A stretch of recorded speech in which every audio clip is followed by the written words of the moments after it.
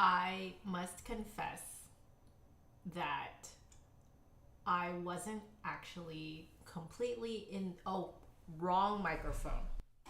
Let's start that again.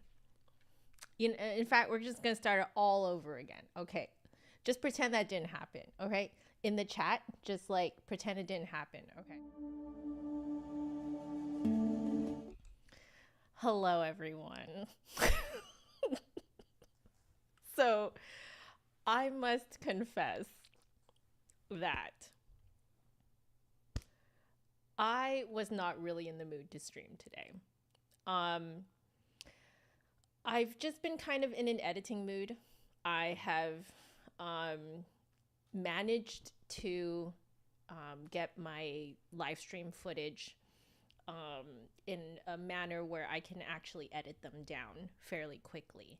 So I've been sort of in an editing mood. I've been sort of in a creative kind of trying to get some creative inspiration and stuff like that.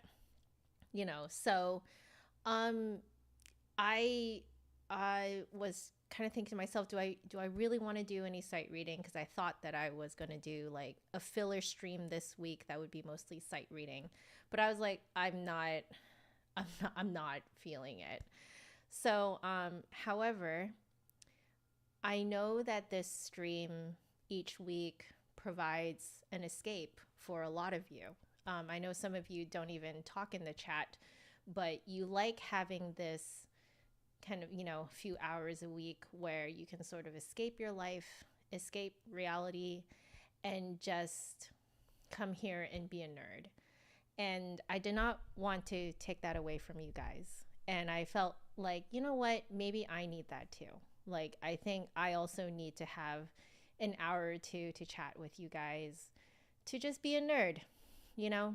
Um, and maybe, like, I think showing up for you guys, if anything, is more so showing up for myself. So I wanted to just kind of, it was an extra week this time.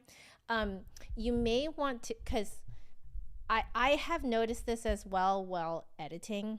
I could also have accidentally bumped my gain. So I don't know. I can bring it up a bit, but I'm also kind of scared of like maxing it out too much.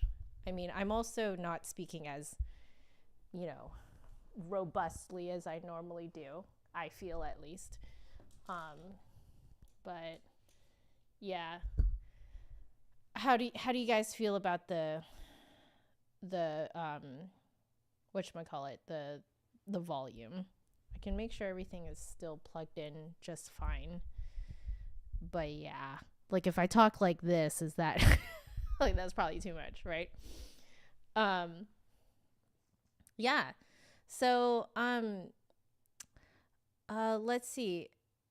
Let's say hi to everyone first. I'm just going to let me make this a little bit larger so I can kind of actually read the chat properly.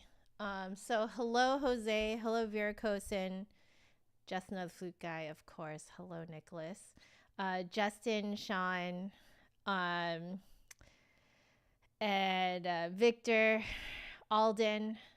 Hello, hello. Um, Glenn is coming in with our first question. Thank you so much. What are my favorite flute brands? Well, I'm just going to preface this by saying that whenever you ask a flutist who is their favorite flute brand or what is their favorite flute brand, what you're actually going to get from them is what brands they play well on. So it's different from person to person, and um, like it is a bias. You are asking for a bias, and I am down to give you my bias. I am biased toward Brannon and Monka, and I have a Brannon Monka combo. So I will tell you my reasons for being biased toward Brannon. And it is because out of the North American flute brands out there, Brandon tends to make smaller feeling flutes. So other Brandon players and other people who have tried Brandons will agree with me that the keys feel closer together. Like even the ribs and the posts and like, all of the different like little sticky outy bits of the mechanism, those bits are closer to the tube. They're not as tall. So everything just feels smaller. And so for a small person like myself, it is very comfortable. But I do have to say, when my normal sized friends play my flute, they absolutely look like they're going to crush it. It doesn't look very comfortable on them. So, but yeah, so that's why I like Brandon. I do also like the Brandon sort of signature laser sound. And I kind of like pairing it with the wood in my manka. I feel like it creates a very unique sound because the wood in my lip plate gives sort of like a edgy, woody, kind of dirty aura around it, and dirty in a good way. Okay. And I like that slight dirtiness around the laser focus. Like it just creates such a unique, soulful sound that I feel works very well for kind of putting almost like a folky edge on classical music, which is exactly what I tend to do to classical music. So, yeah. There you go. See? So, like, as we're talking about biases, Just Another Flute Guy here is saying that Brandons don't work for you, right? Because unless it has a LaFon head joint on it, right? So, Ryan here is biased towards Muramatsu. Can you tell us why? I love hearing why people are biased towards certain instruments, certain brands. And it can be at the absolute silliest reason too. Absolutely. It can be completely silly. I had heard of Brandon for a really long time. There was just sort of like a name that was sort of floating around when I was a kid. And I've told this story a few times, but I know that some of you are new coming in here, so I'll tell it again. When I was 16 years old, Vancouver put on the only, the one and only Vancouver Flute Festival because Sir James Galway was coming in town. And I was 16 at the time. And so, it was my first festival that I ever been to, like a first flute festival I've ever been to. It was held at the School of Music in University of British Columbia, Vancouver. And it was my first time going from booth to booth. What they did was they set up booths in little classrooms. And this was on the third floor of the music building, because the way the music building works is there's a basement.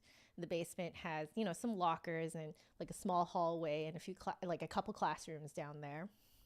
And then the main floor was like the front desk with a recital hall. And then there was like one floor above that, which I believe we all just called the third floor, even though technically the first floor was the basement. So the third floor was sort of where your main classrooms were. So the classrooms were like bigger classrooms on the side, and then there were like some smaller practice rooms, like very the practice rooms on the third floor were very there were very few of them. And so because there were so few of them, they were the most sought after. Like pretty much only the upperclassmen got to practice in the third floor practice rooms. And then the fourth floor was like pretty much all practice rooms. I think it was mostly all practice rooms. And then there's like this middle part on the like kind of like a lobby area in the middle where we would all congregate in between practicing and classes. And there was like a microwave there. I don't think this exists anymore, but there was a microwave there. And then off to the side, there was like a hallway that led to, so like in one corner, there was the music library, which also doesn't exist anymore. So they have since moved the music library to, I believe, the main library in the University of British Columbia. But anyway, that's kind of the setup that we're looking at here. Just kind of want to set the stage. And so all of the booths, if I remember correctly, all of the booths were on the 3rd floor, and they're like different classrooms with different booths. And so there was one classroom I remember very clearly. Like if you go up the elevator, and then you come out of the elevator. So it's either, okay, if the elevator faced the stairs. So if you came out of the stairs, it was the classroom in the corner to the left. And then if you came out of the elevator, it would be on the right side, and it would be in the corner. And in that corner, just so happened the Brandon booth was in there. I remember it was like tucked inside. So I believe there were like 2 booths in there, 2 or 3 booths, something like that. And everyone set up their little table against one of the walls. And the Brandon one was on the, like, you would come in through the classroom and then you'd see it, they were on the far side. And it was a pretty small classroom. And they had a few flutes out, and then I was like, ooh, like, what is this? And what I was looking at, what I found out later, was the Brandon Kingma quarter tone key system, which is absolutely freaking nuts. It was just like the keys had keys on them, you know? And I was just like, what is this? So I don't know why this lady let me, because I was just this like 16-year-old who like clearly had no idea what was happening. And she let me try it. And guys, I fell in love. I was just like, oh my God, this thing plays like a dream. I just think of a tone that I want and it just comes out. And yeah, this was like a gold Brandon Kingma. Fell in love. And then I was like, yes, my parents told me that, you know, you should like get information for like how much this stuff costs. And so I was like, yes, I should ask this nice lady then, like, how much this thing costs. And this was in the mid 2000s, okay? This lady, like, so you have to account for inflation and stuff like that. But the mid 2000s, when I asked for the price of this Brandon Kingma, this lady said, like, without blinking, nothing, looked me dead in the eye and was like, 38,000. And I was like, oh. So I put it down and I backed away, and I never went back to the booth because I was so scared. That amount of money was just like, I could not even compute. Like I you know, at that point, 16 years old, I don't have a job, you know, and I'm like, that is not an amount of money I can compute at the time. Just absolute. You might as well have told me it was $1 million, because I what, you know? So I left, but I never forgot it, guys. I never forgot it. Like, I never forgot how I felt on that thing. Just like the ease. My fingers weren't stretching. Like, it was heavy because it had keys on keys, but like, it was like, oh, like, just, have you guys tried, like, I know a lot of you guys have your dream flute already. You guys know what I'm talking about. It's like, you play this flute and you're like, I can be this comfortable, you know? So yeah, you're absolutely right, Sean, that those flutes are insured for flute festivals. Absolutely. This was absolutely confirmed to me. Years later, I found out that is absolutely the case. But yeah. Jose, you're a newbie here. Welcome. Absolutely welcome. I'm starting to realize I'm getting more and more newbies here. So I wanted to kind of retell these stories just for you guys. I know that for the rest of you who've been here for a while, you probably already heard that a long time ago. But yeah. Um, so Justin is asking now. Oh, wait, I didn't actually tell you guys why I like Manka. So um, I love how Manka mixes metals and woods, you know. And I think that that is such a wonderful way to find very unique kind of palettes of color, like tone color, that, you know, any flutist out there might want, you know. I love essentially how it creates more, like, kind of pushes the boundaries of like what a flute can sound like. And so I really enjoy that creativity. And then personally for me, I love having that woodsy, dirty edge around my sound. I love it. It's just, it's really me. Like, I'm not a very neat, pristine, you know, I mean, look at my bookshelf, guys. Like, I am not a like pristine, you know, very clean cut person. Um, and so whenever I try to be kind of like very pure, clean cut on the flute, like, it's still good tone. Okay. It's still good tone. You still have to have good, like, resonant tone, you know, nice and full without extra fuzz. Okay. That is all true.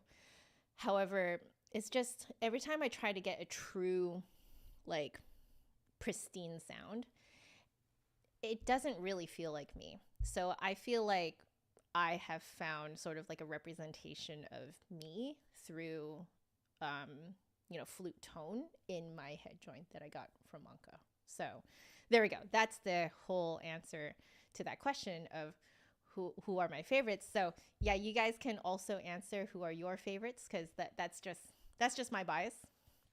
But you know, so many wonderful flute makers out there. But next question. Justin is asking, I have any tips for beginner flutists? You started in January. Okay. I'm not sure if you were here for the time someone asked me, like, what they should, you know, what they should look out for when they're starting. So I want to reiterate that one, because I think that is truly what I think. And yes, I'm repeating myself, but I feel that maybe someone else can hear this as well through this particular stream. So you think you missed it, totally fine. I am very happy to reiterate myself, because honestly, I think more people can hear this.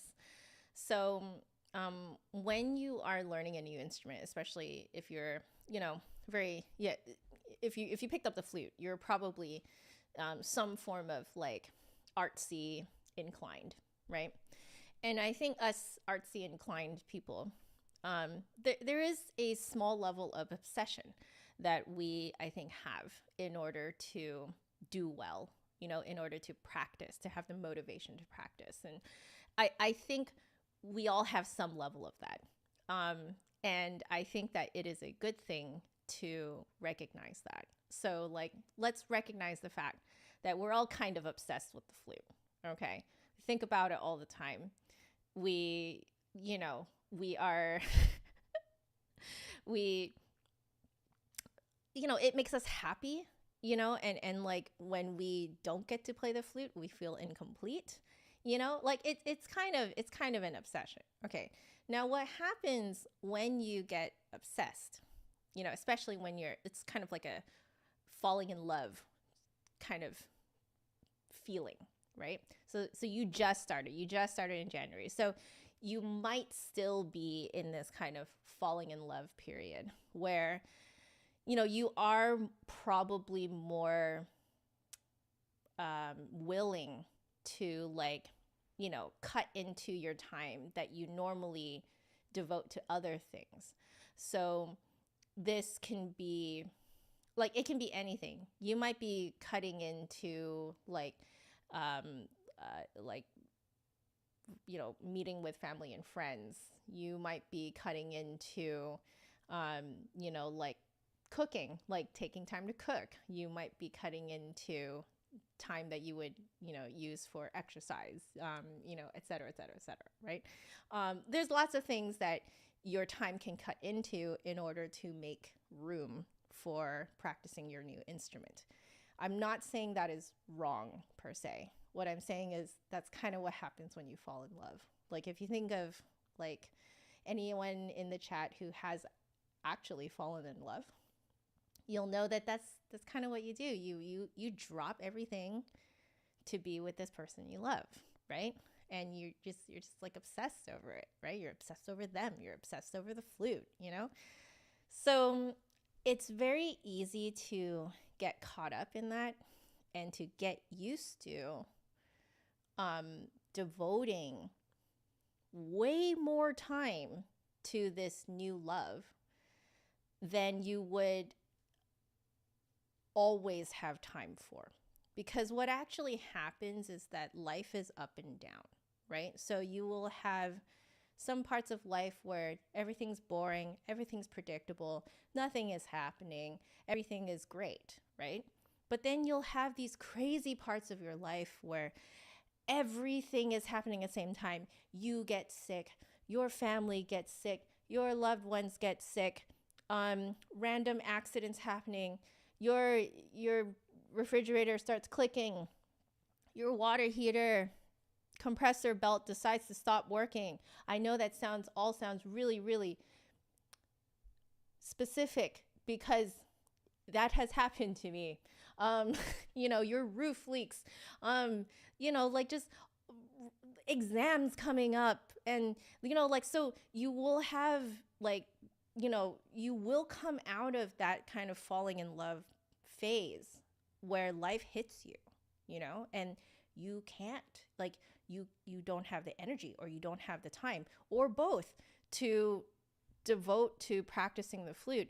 Maybe you are picking up the flute, but your mind is just like still on all this other unresolved stuff, right? So it's like a lot of people, when they hit that point, end up dropping their new love because real life hits. And suddenly you realize that you can't go, excuse my language, but balls to the wall with going into practicing this new instrument. So what I really suggest to people is that when you start out, try and give yourself, create a new lifestyle and routine that incorporates regular practicing without it completely taking over your life. Okay. And so what I mean by that is something really simple. It can be tacking on 10 minutes of practicing the flute, in the morning before you shower, or after you shower, or after you brush your teeth, or something like that. Like maybe you're waiting for coffee to brew, and you're toast to toast, and you just spend 5-10 minutes practicing the flute while that happens, right? So, that's not a huge commitment. That's not going to completely eat into your time forever, forevermore. What's a few extra minutes or something like that, right? And then you can do another 10 minutes sometime in the evening, maybe tack it on with another habit. Apparently this is actually an actual, tip out there that people use to create new habits. You kind of tack a new habit onto an old habit. So let's say you're going to shower, in the evening, then, tack on 10 minutes of practicing the flute right before, right? If it's only 10 minutes, your brain is a lot more inclined to do it. And the reason why you want to kind of create these habits early on is so that when life hits, you don't have to give up the flute, right? You don't have to give up your new love because it's still part of your routine, and it's part of your routine in a way that you can still pay attention to your loved ones if they need you. You can pay attention to your own body if it needs you. You can, pay attention to whatever needs fixing around the house. You can pay attention to your exams. You can still study. You can still do all these things. But, you just have that 10 minutes while coffee is brewing in the morning to practice your flute, and then you got 10 minutes, you know, as sort of like a ritual before you shower, before you go to bed, or before you, like, let's say maybe you do a little bit of reading before you go to bed. So maybe do like 10 minutes of flute playing and then do your reading and then go to bed. You know what I mean? So like, yeah, like I think that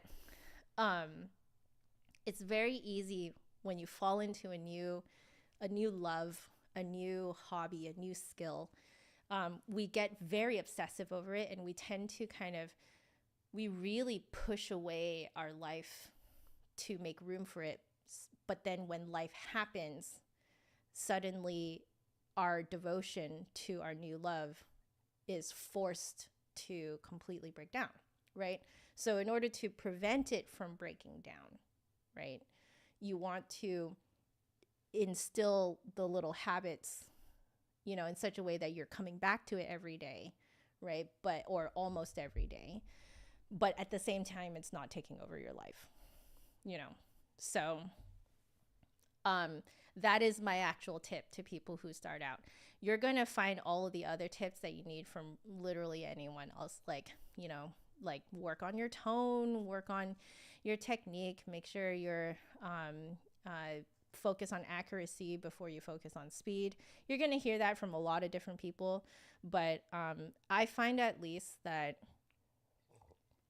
you know, I think I'm especially saying it from the perspective of an adult. If you're an adult falling into a new hobby, this is really, really important to keep in mind, because life still goes on. Life is still happening around you, and life does not care that you have picked up a new hobby. Life will not make room for you, right? And that's just reality. That's how life works, you know? So I have found that this is a great way to not give up your new love when life hits you, is when you create these tiny little habits that are, you know, very easy to maintain. You're very welcome, Justin. We got a whole bunch of questions too. Hey, Unsphered. Hey, Dana. How are you? So let's see. Jose is asking about what Trevor Y is talking about when he talks about tone color. So to be fair, what I have discovered is that everybody kind of hears tone color differently from each other. Everyone has a very different perception of what it is. So I think it would be very remiss of me not to pull out my flute to just show you sort of the extremes. And then what you can do is essentially like ask yourself, what differences do you hear? How would you describe to yourself how the different tone color sounds to you? I will explain it to you in a very kind of like as objective way as possible, but I'll leave it to you to decide what you hear. So if we're going for a very, very rich sound, so usually tone color is kind of talking about kind of like a range of colors, ranging from very, very, very rich, full, thick, to kind of like a thin, hollowy, kind of more of a pure tone, more of like a ooh, like that kind of sound.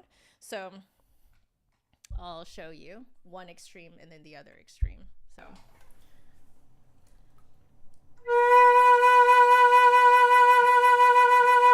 I would say that's the rich version, and then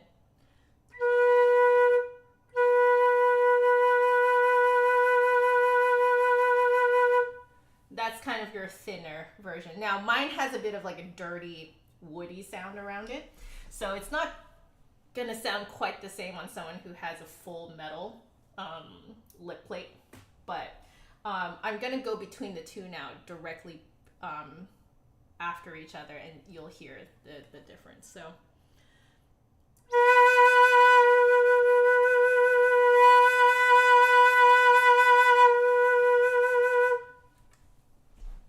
So there you have it. That is kind of your like extremes in tone color.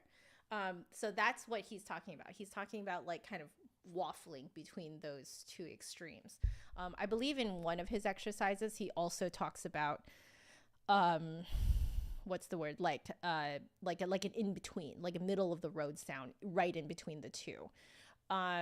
So yeah, I hope that helps. But usually it helps if people can hear this difference. Usually you may realize that you've heard these tone color differences before, but this is how people refer to them, right? Yeah, you can hear that fuller sound, right? Yeah. Sean said, adulting, 0 out of 10, do not recommend. Life does not care. Like, I think that this is a really harsh lesson that I learned as an adult, that life does not care. Life will do its thing, and you are just in it for the ride. Okay? Like, so you might as well learn how to ride the wave rather than being drowned by it, So, Jose, I hope that was helpful. You hear it. Good. Excellent. I hope that helps you. Like hearing those differences for me definitely helped me with those exercises. So I hope that helps. Okay. Let's see. Any good box sets of flute music? I am not the person to ask for this. I'm so sorry, Sean. Flute man Sean, that is. So sorry about that. I used to get James Galway box sets. I don't know if that's helpful for you at all or anything like that. I would say most people probably just listen to stuff on like Apple Music and Spotify and stuff like that now. So, yeah. Dana, you started learning from my old videos in 6th grade. Holy cow. Your dad passed in 2015. I am so sorry. I'm so sorry. And your drive was shot.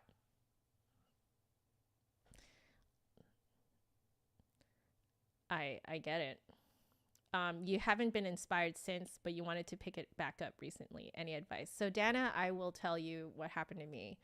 And you don't have to follow in my footsteps, but I just hope that this can give you some ideas of what you could do, like just sort of like as like a launching pad. So,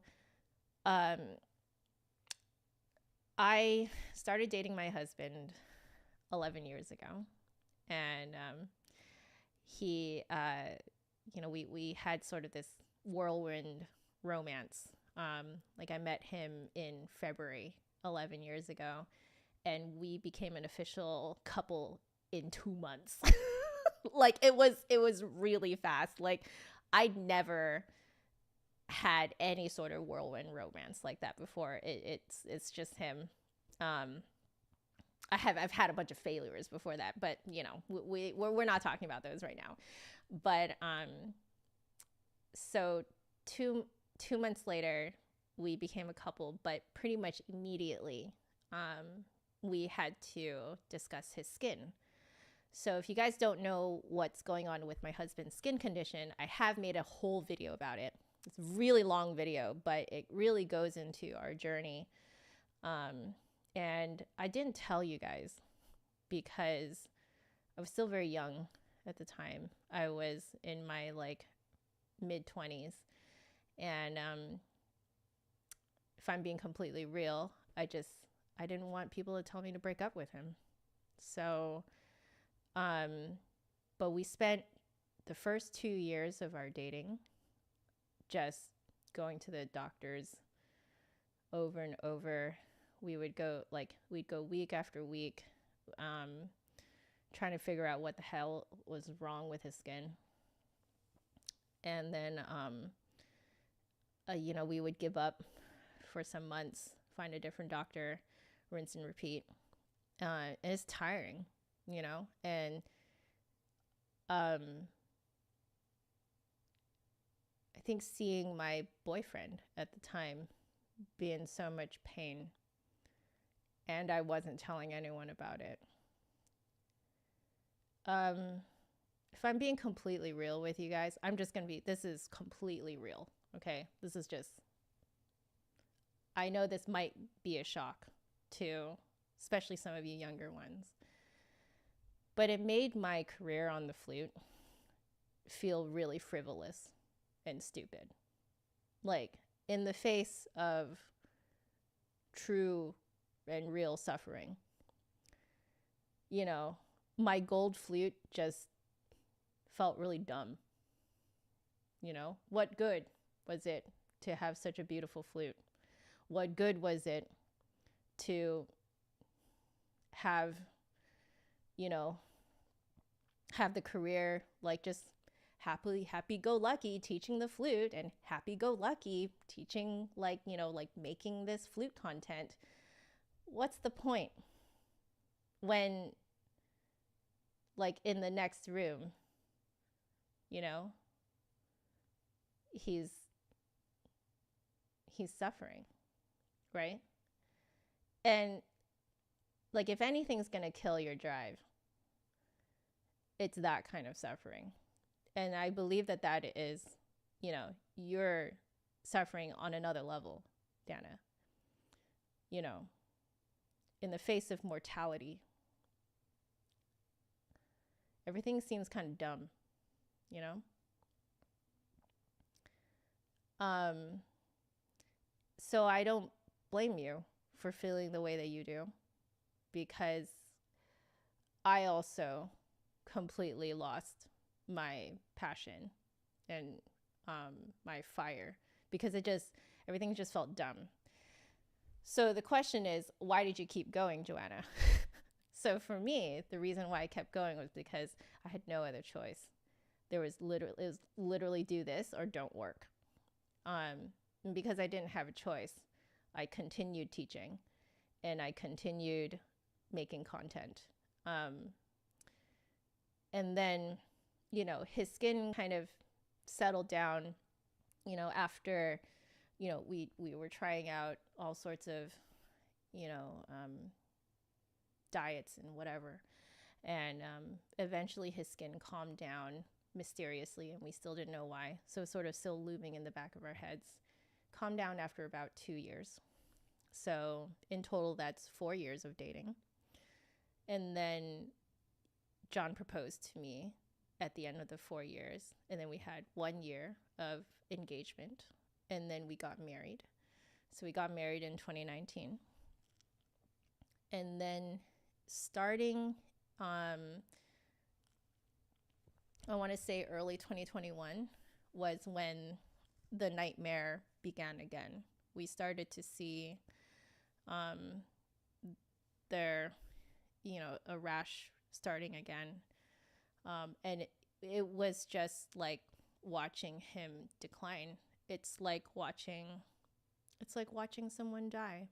It's watching your favorite person in the world slowly lose themselves, and you can't do anything about it. And if anything's going to make the flute feel dumb, that makes the flute feel dumb. If I could have traded the flute for his health, I would have done it in a heartbeat, and I still would do it now. So, you know, what do you do during that time, right? I didn't have a choice because I have no other skills. These are the only skills that I have. I don't really have a choice in terms of finding other work. So I continued. And, you know, in mid to late-ish 2021 was when we accidentally discovered the diagnosis for topical steroid withdrawal. And it felt a little bit like a death sentence, because he was on prednisone when we found out. And prednisone is a very, very strong steroid. And essentially his skin is like addicted to it. And so on prednisone, because, you know, as a steroid, it calms inflammation. It sort of like force calms inflammation. But really what it's doing is it's restricting blood flow. It's restricting the veins or something like that, from essentially showing inflammation. And so he looked fine, but we knew he had 1 week left when we found of the prednisone left, because you can't stop a prednisone routine partway through. You have to wean yourself off of it. It's very dangerous to cold, go cold turkey on prednisone. So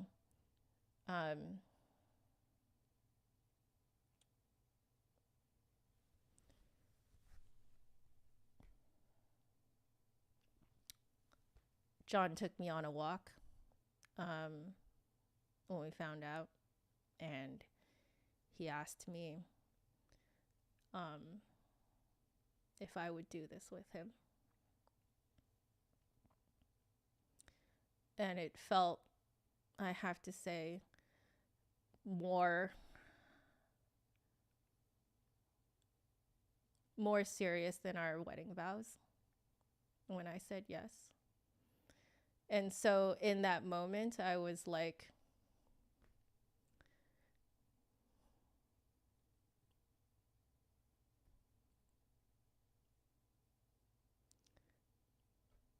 nothing matters, right? Nothing matters except for him. And we ended up booking a flight to Toronto, and because we're trying to see if his skin could sort of if his skin liked Toronto. What we found out was that likely the trip just shocked his skin into kind of, recovering a little bit.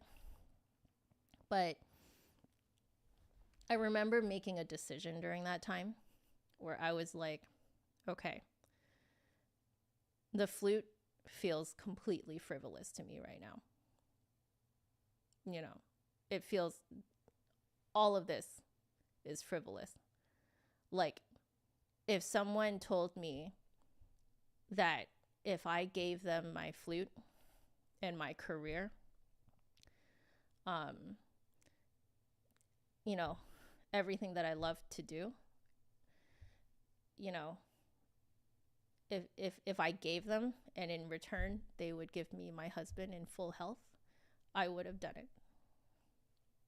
And I still would. But I was like, I'm stuck. I don't get to make that trade. So I was like, well, if I can't,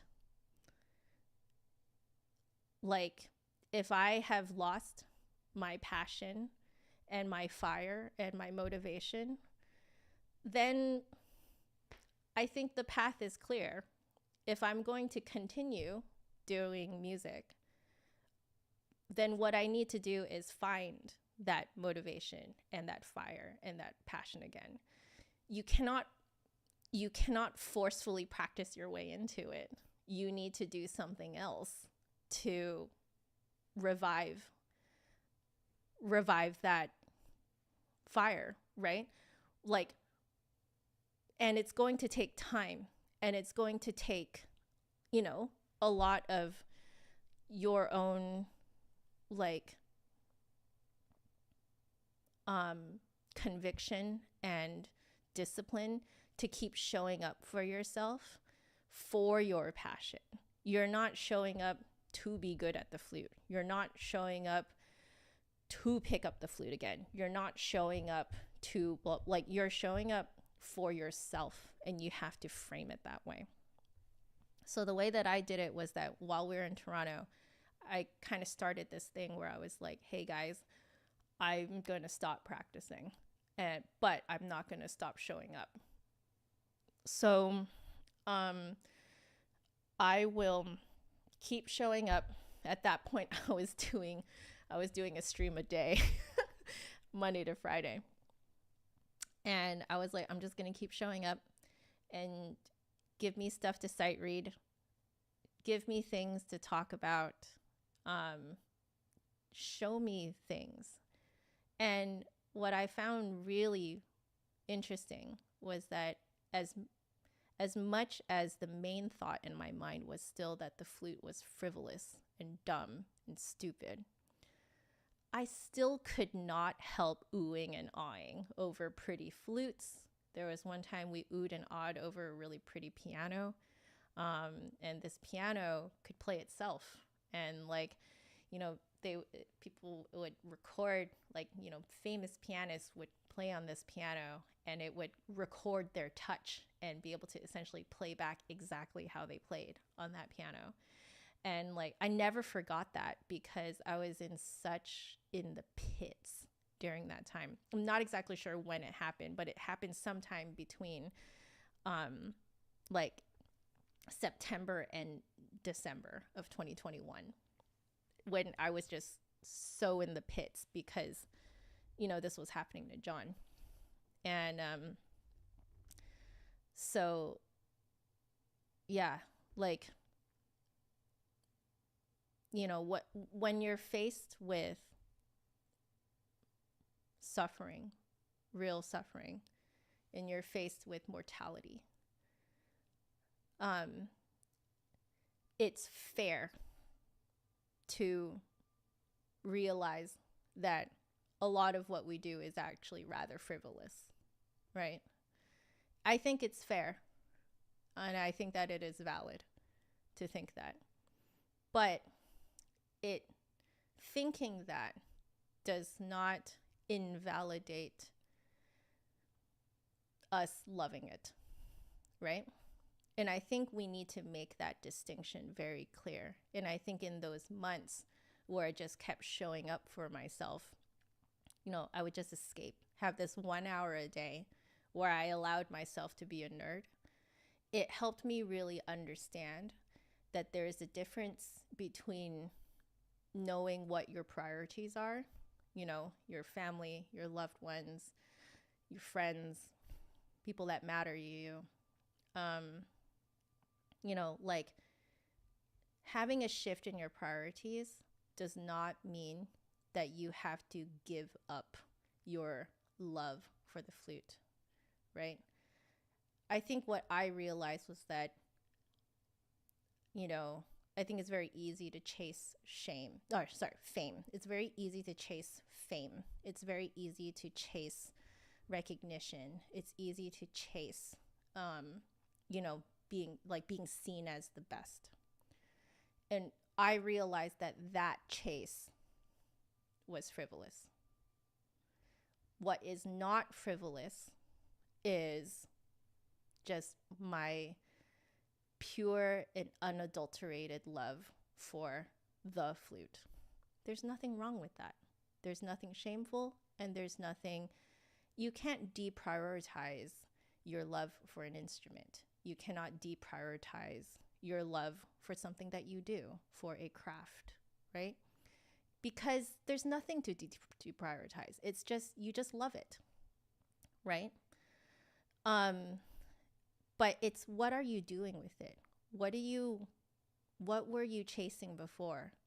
Maybe the thing that you're chasing before doesn't matter to you anymore, which is what happened to me. I didn't care anymore, right? I didn't care for the rat race anymore. I didn't care for the fame anymore. I didn't care for being the best anymore. I just didn't care, because it just, in the face of mortality, none of that matters. You cannot take that with you into the afterlife.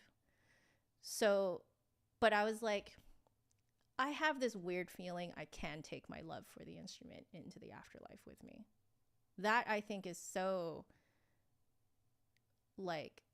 much a part of my being.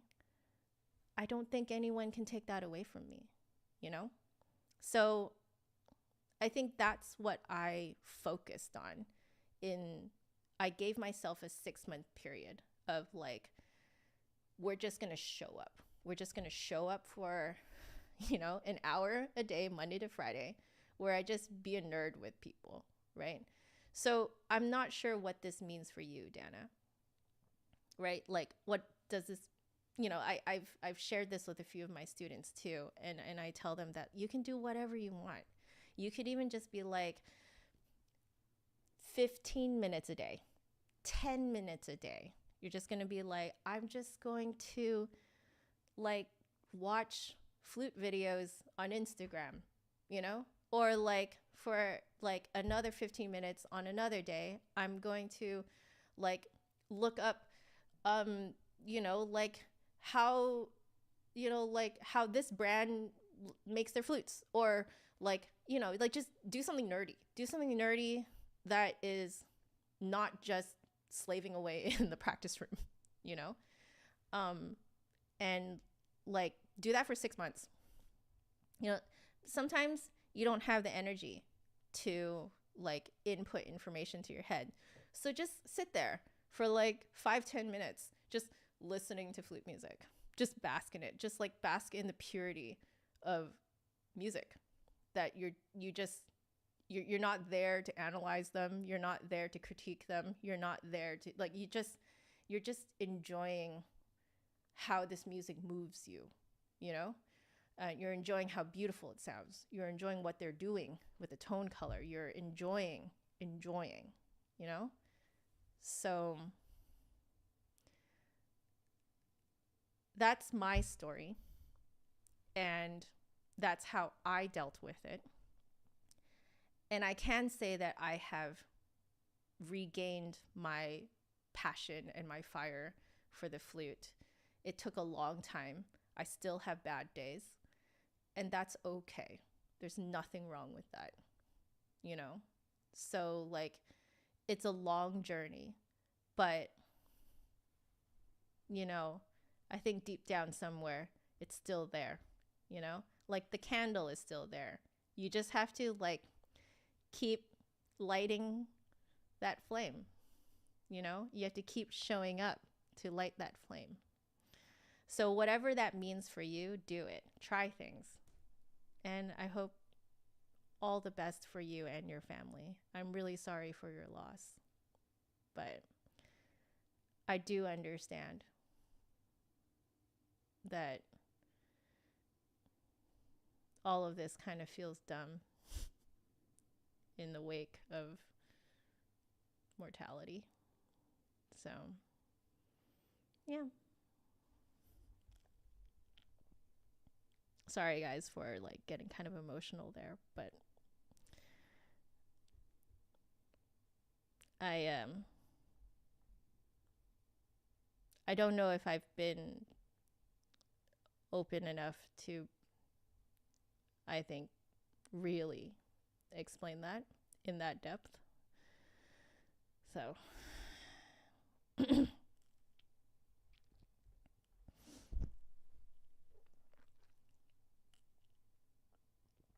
oh man, you guys also talking about getting back into shape. Yeah. Like while dealing with deaths. It's nuts, man.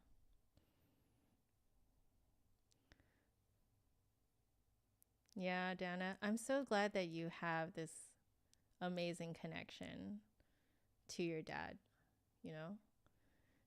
through the instrument that he gave your sister.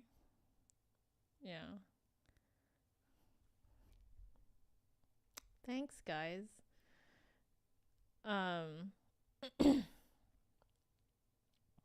Yeah.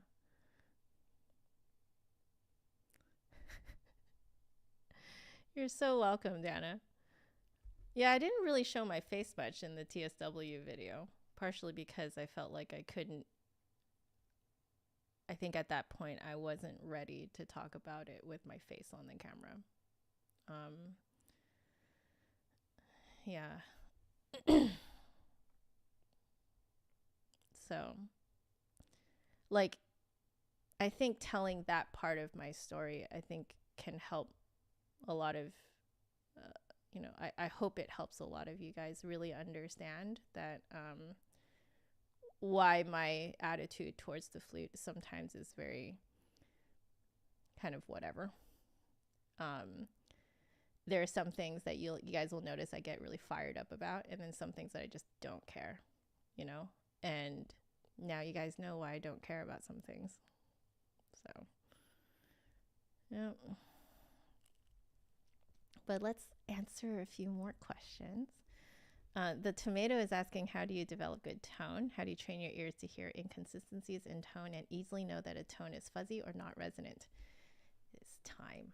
I know that that is not the answer you want to hear, but it is time and it is frequency. So the more frequently you hear good tone and you hear your own tone in comparison, the more you're going to hear it. So, and when I say frequency, I truly mean that. Like, let's say you practice once a day. What is really actually happening is that you're only listening to your sound once every 24 hours, which is actually quite a gap of time. But if you think about how often professionals are listening, right? Because aside from listening to your self-practice, you're listening to all your students, you know, hour after hour after hour. And you're listening to recordings and stuff like that. So you're essentially you're listening to flute music almost all the time, you know? And so that frequency, you know, builds up over a really long period of time. This is why someone, you know, like a teacher or someone might hear you play something and you don't hear it, right? But then your teacher is like, you're doing this, you know, you're like, how did you even hear that? And it's really just because they have just so frequently been hearing the flute. So that's your answer, is keep playing, play often. In my opinion, it is better to split up your long practice session, if you do it once a day, to twice a day, because that way you're actually increasing the frequency in which you are hearing yourself. Yep. So, Fallen Leader is asking, am I offering online-based lessons? Yes, I am. So if you go to JustAnotherFlutist.com/online-lessons, you will see, and I believe there's a link in the bottom bar, in the bottom like info box.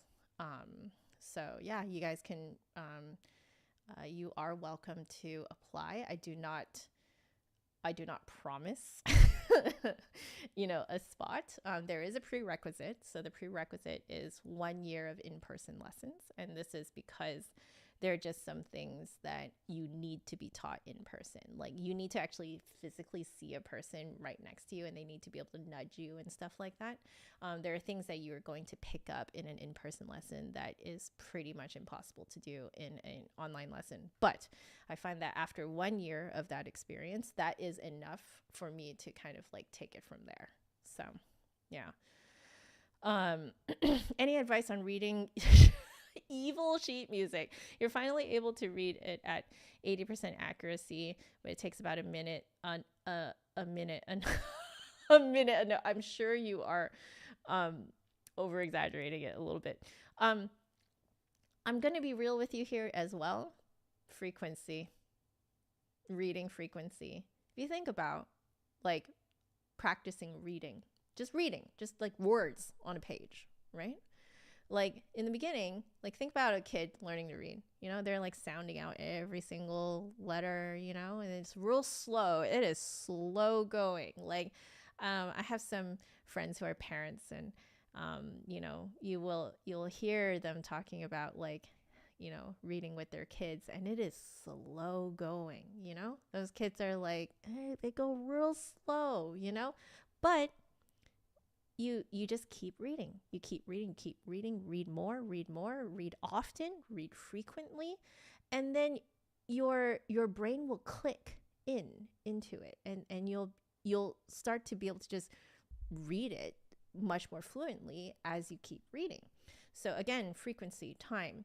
Now, in terms of sight reading really well though, knowing your scales, your arpeggios, your chords, if you take music theory, that is going to really help, because you can essentially sort of like at a glance see where the composer is going. But that's a more advanced way of reading.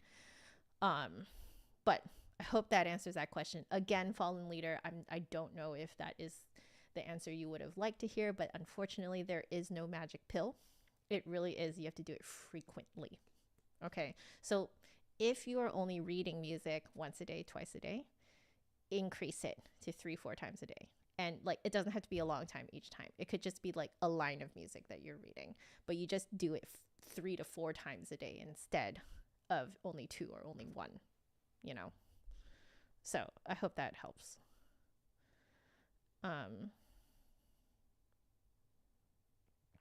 Unsphered, you had a similar feeling?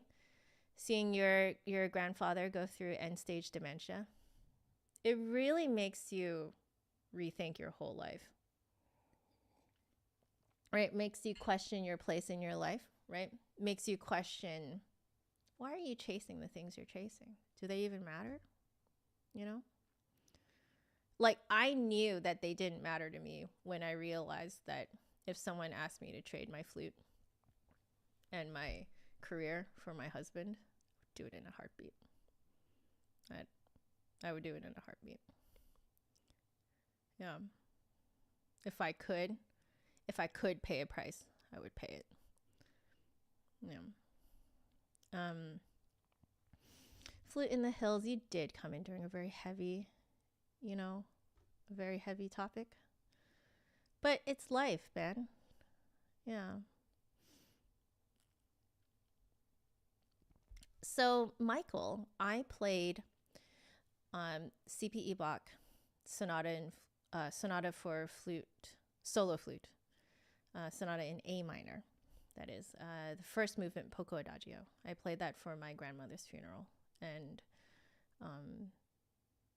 it is probably, in my opinion, one of the most soulful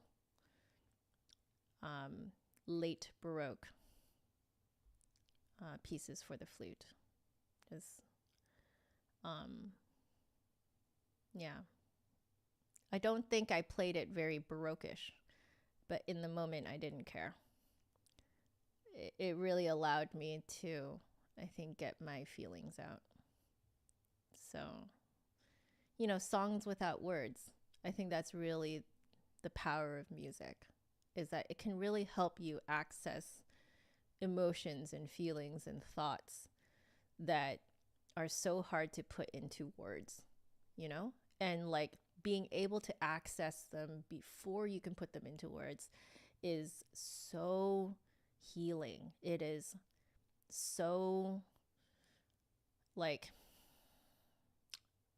just cathartic, And for me, the Poco Adagio from the Sonata in A minor for solo flute is just so, again, C.P. Bach, if you guys are wondering. I'm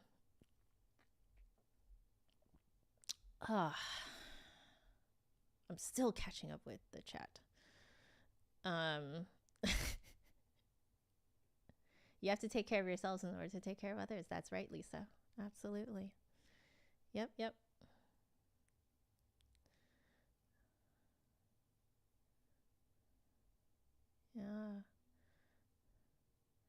Yes, I completely agree with Nicholas earlier. You said it's okay. You can have the time to take time off. Like, if you have the time to take time off, it's okay.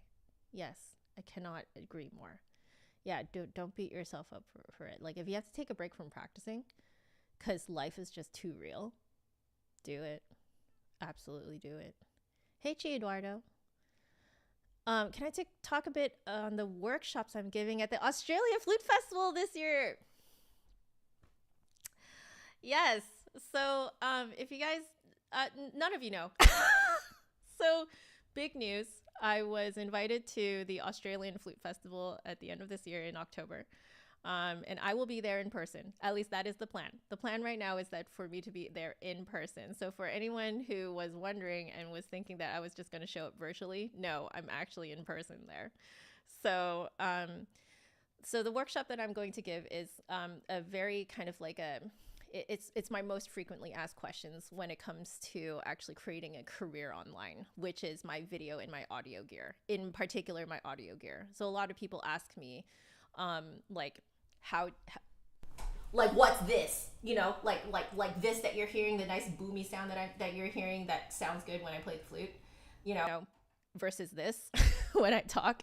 Um, that's the type of thing I'm going to be talking about. And I'm not just going to be talking about my current gear. I am also going to be talking about like what other kind of gear that you can use based on your situation, your budget, the space that you have. I will talk about my previous setups as well, that what I had to get creative with, just again for you guys to use as a launch pad, so that you can like get creative thinking about how you can best record yourself for social media, social media postings. And yeah, because that is, I think, my most frequently asked question from people who really want to do more online content. And for me, this whole stream setup, I'm probably going to talk about the stream setup and how it works, and also the fact that I actually use this stream setup for teaching. Like how do you feed the audio through?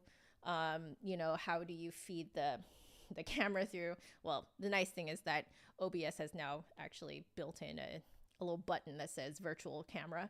So you can actually use OBS, my open broadcasting software, as my virtual camera. So that's the type of thing that I'm going to be talking about at the Australian Flute Festival in October 2025. So if you guys are in the Australia area, I hope to see you there. It's going to be really fun. But yeah, so Flute in the Hills, thank you so much for encouraging me to make this make this announcement. So you guys get the announcement right after the crazy heavy topic that we just talked about, but you guys get the really fun announcement now that I've been invited to the Australian Flute Festival. And if you guys are wondering how that happened, I met the director of the Flute Festival at NFA. That's how that happened. So Chi Eduardo is asking, is there any difference between dark color and a clear tone, like a non-airy tone? So Chi Eduardo, I think you just missed my, when you came in, I think you just missed my demonstration between kind of like the extremes of tone color. So, later on or right now, whatever you want to do, you can rewind to that part and you can kind of hear it for yourself. Yeah.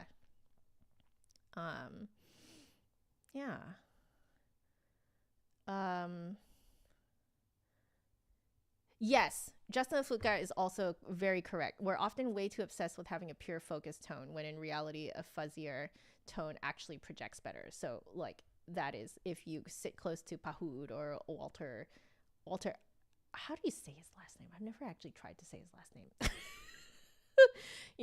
Yeah, their tone is not as pure as we all imagined. Exactly. So when you guys hear fuzz around my tone, you guys are actually having a pretty up close and personal sort of experience, as if you guys are in the same room as me.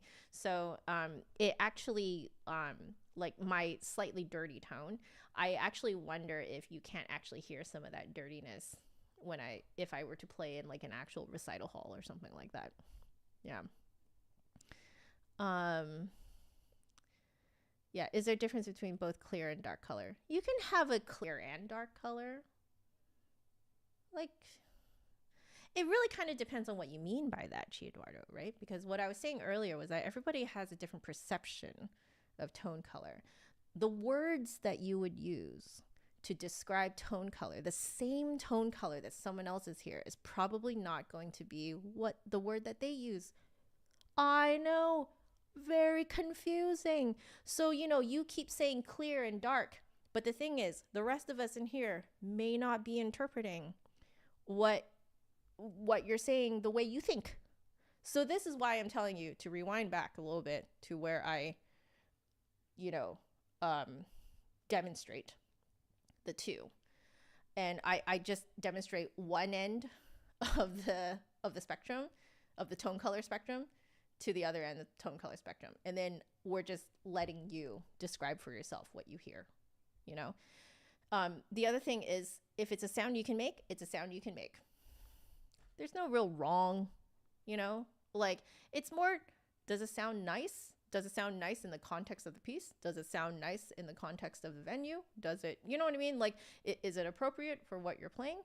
You know, I think a lot of people get really self-conscious about like having a wrong tone color. There's no wrong tone color. It's, you know, like you got to think of it like, you know, Bob Ross style, you know, like happy little accidents and stuff like that, you know? Like it's all kind of, you can kind of go with it, you know? Yeah. Um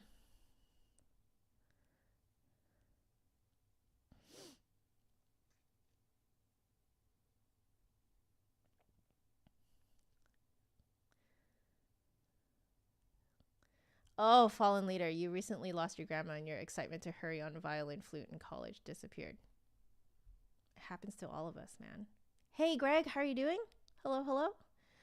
Um, so yeah, fallen leader, I have to keep things very um fair amongst my students. Now, I'm not the only online flute teacher out there. There are other online flute teachers that would actually take a beginner. No, just because I won't doesn't mean other people don't, right? I just know myself. And I know that the type of teacher that I am does not teach brand new beginners very well online. I can teach them in person fairly well, you know, if my experience tells me anything, but not online. I know myself, and I will not offer subpar service. I know that it's going to be subpar service, so I'm not going to offer it. So that could be your workaround. Find someone who is really good at teaching beginners online, you know? Like, I'm not the only person offering this service, you know? Like there are other people that are also really good. There's also Tatiana, the flute practice. She has some fantastic I'm not paid to say any of this, by the way, but she has these really fantastic group classes. So like just go to theflutepractice.com, join her like online little community, and like join some classes. They're all online, and she has like classes for complete novice, like completely like new, you know. You can join those, you know. That would be an amazing way to go about it too. Yeah. Oh, Bach Air on G is also another really beautiful piece. Yeah. B minor, the Bach B minor. Oh, yes. Yes, on the Bach B minor. Oh, fallen leader, you got to talk to your grandma, right? One last time. That's what matters, man. That's really what matters. Greg, you think music can sometimes say more than words? Completely agree. Songs without words, man. It's powerful. Jose, what do you mean you got to fight the trumpets for a spot on the bonfire? Wish you luck. What's this bonfire? What's the bonfire? What's happening? Why are we having a bonfire?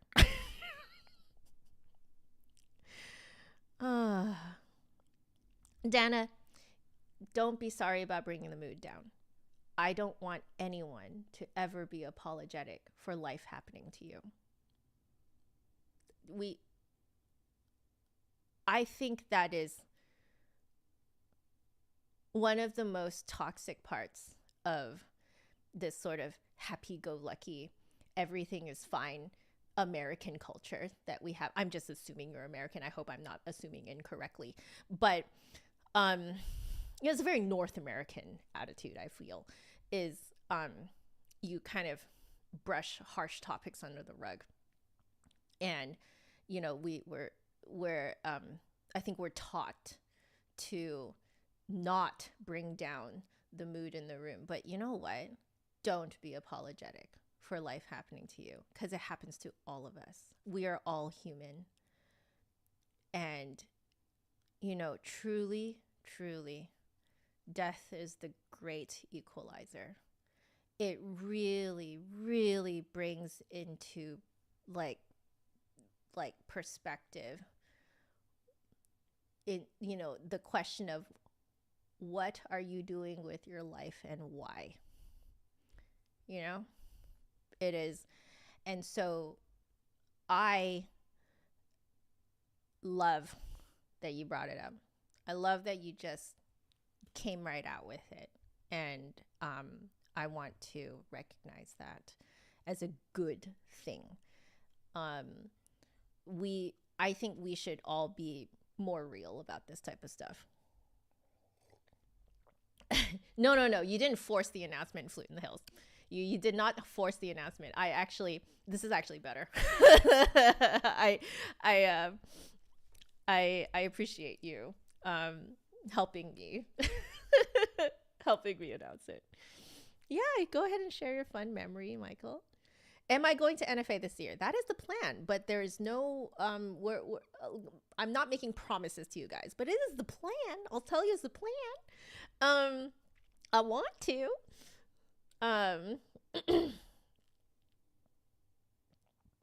Oh yes, Nicholas, your former professor, Alice Dade, absolutely has a clear and dark sound. Yes, I would actually, absolutely would categorize her sound as clear and dark. Oh yeah, for sure. Yeah.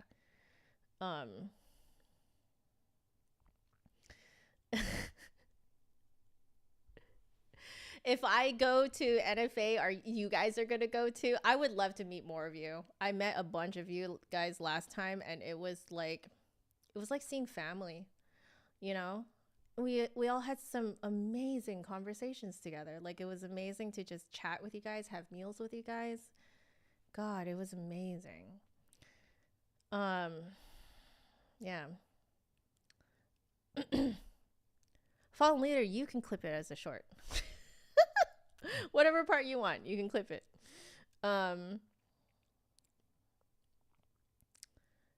There you go. Fallen Leader. Nicholas has a whatchamacallit, a reference for you. This is how the flute world, the music world works. Everything's word of mouth. You got your reference there for another person who does online lessons. Yes. Yeah. Sean, you booked it. You're going. That's so amazing. I love it. Oh, your grandma would always ask you to turn on my YouTube channel to watch my reviews. Oh, how sweet. That is so sweet. So Vera Kosin, if it's any like I just wanted to say that the nice thing about NFA is that they keep swapping cities. So you never know if they're going to end up in a city closer to you, you know? Yeah.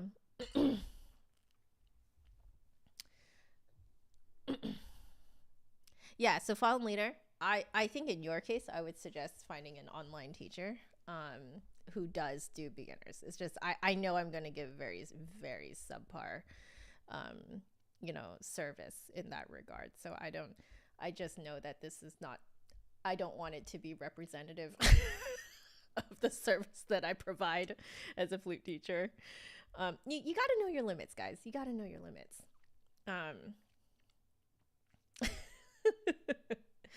I also have an age limit. So I do have an age limit of 18 and above. And I know that some of you guys are like, why, Joanna? Why? Right? Because I absolutely do have some high schoolers who will email me and, I appreciate the initiation and the excitement and the drive. I really do appreciate it. It makes my day. But fair is fair. If I'm not accepting another under 18, then I have to be fair to everyone. Otherwise, then what are the rules for, right? So, boundaries and stuff like that, right? But I think I've known for a really long time that I teach adults a lot more effectively. I think I give a little bit almost like too much wiggle room for younger folks, you know? Now, that's not to say that all of my younger students in the past have not done as well under me. There's absolutely some very special ones who I felt could have already been in college. But in general, the type of student that works the best for me are the types who ask questions, the type to play and, self-critique in a healthy way. Okay. Self-critique, ask questions, ask leading questions, pick my brain, challenge me. Those I feel are my best lessons. So, like we get into some very interesting aspects of flute playing because of that. And it also is a very wonderful way to make lessons very unique to the student. The things that we talk about are catered naturally to the student based on the questions that they ask. And a lot of times I can sort of I will ask follow-up questions from their questions to get a little better context. Because sometimes like their questions seem to imply that something was taught to them before. And so I will ask questions following up on that, like, what were you taught before? Et cetera, et cetera. Like, what are we working with here, right? Now, kids don't have that baggage. Am I saying that I specialize in students who have baggage? Maybe, but I love it. I love it. Makes it interesting. And I love being able to help these people. I love being able to like kind of break down why they were taught the way they were before. Like, no, we're not poo-pooing on everything they were taught before. You know, we're exploring why they were taught the way that they were before, why we maybe have to approach it differently now. You know, like it's very nerdy and it's delightful. Yeah. You learn how to teach young kids through the Suzuki training. Suzuki training is great for kids, partially because it is so structured. You really want really good structure for kids. Kids like thrive on structure, routine, you know, that type of thing, like doing. They're a lot more of doers than they are thinkers. And I have to confess that I teach thinkers a lot better than just doers. You know, I know my crowd. I know who I work well with. I'm only human. I'm not going to be able to work well with everyone. Like, I have my limitations and I'm okay with it.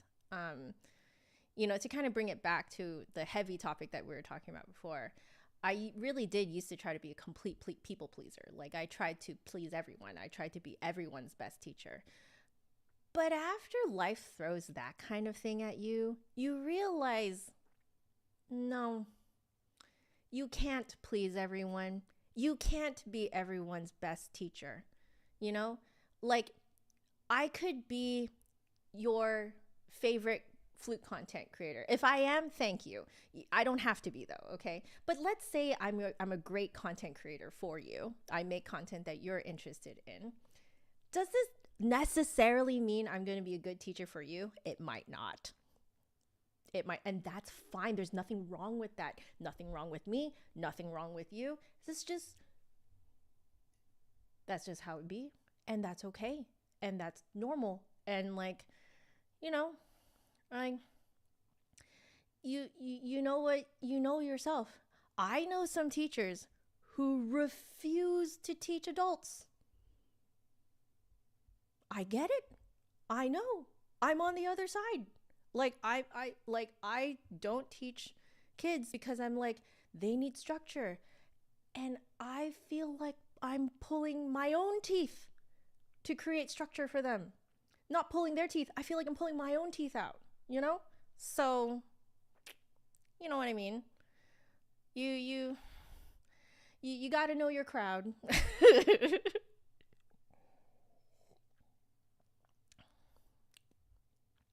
Greg, you got your new teacher. You got a new teacher after your first month on flute.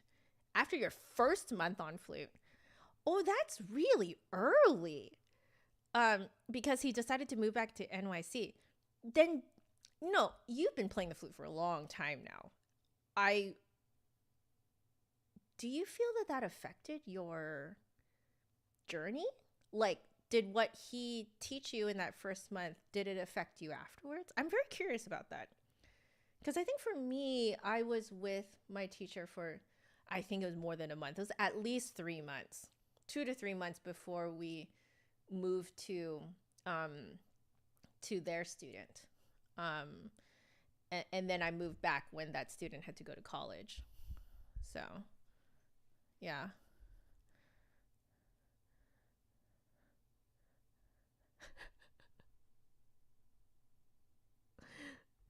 So, Lisa, you feel kids are easier than adults? See, this is what makes the world go around. Absolutely, this is what makes the world go around. You cannot have everybody liking to teach the same age group. Nuh-uh. That's not how the world works. So that's beautiful. Hey, Kwan, how are you doing?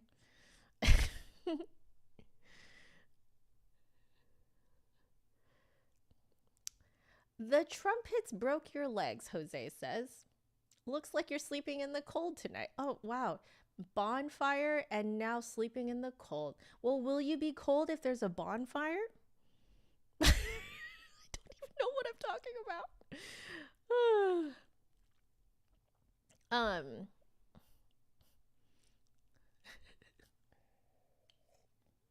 All right, so the tomato is asking, which by the way, I love your username. What a fantastic username. Not even just tomato, it's the tomato. Beautiful.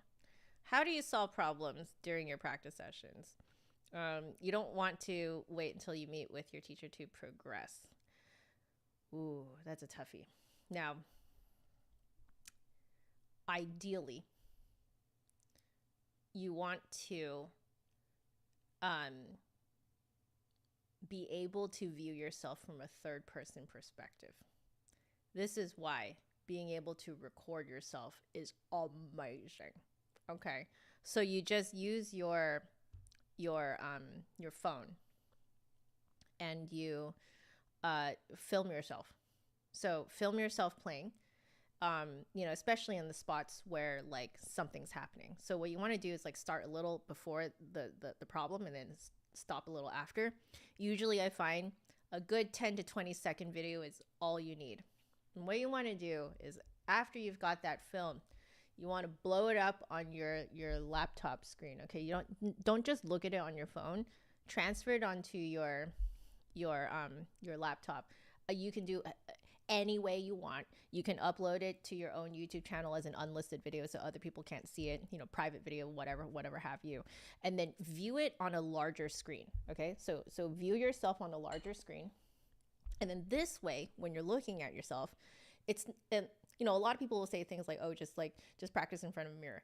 The one issue with practicing in front of a mirror is that you are kind of, your attention is sort of split. It's still good to practice in front of a mirror. Still good to do that, to catch things as they're happening. Now, that's something you can't do if you film yourself, okay? But I find that if you're watching yourself filmed afterwards, that means your full attention is on what you're seeing and it's not split with also trying to play. Because that's the other issue with trying to solve problems as you are practicing. It's because a bunch of your mind is just on the fingerings, your posture, what the notes are, reading the notes, reading the dynamics, tonguing, where are you tonguing, blah, blah, blah, blah, blah, right? So you have like all these things that you're thinking about at the same time. Do you really have brain space to also be thinking about how to fix the problem? No. Okay. So the easiest way to get started trying to like problem solve for yourself is to film yourself. Film yourself, blow it up on your like laptop screen, computer screen, something like that. Just a bigger screen than your phone, and watch yourself and be like, okay, this is what I want to do. This is what I want to do. There you go. Okay. Hopefully that's helpful for you. Um, hey, Nathan. You got asked to become a member when you opted. Well, thank you for being such a, you know, a loyal member. Thank you. So tomato, I hope that helped you. I like that just another flute guy also said record your practice sessions. I didn't even see that Nicholas said that, but now you've heard it out of me too. And I didn't read the rest of what he said. So you can absolutely count both of what we said as two separate instances of telling you the same thing.